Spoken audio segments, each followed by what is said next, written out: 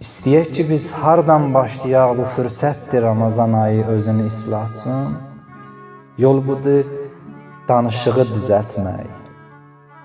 Dilə nəzarət mühüm məsələdir.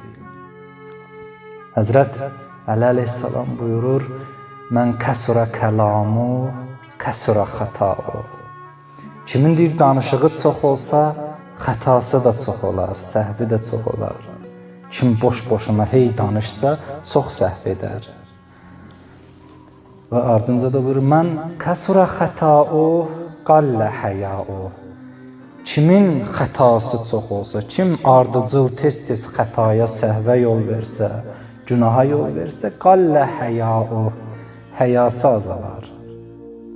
Mən qallə həyau, qallə vərəu. Kimin ki həyası azalsa, vərəsi, təqvası azalar.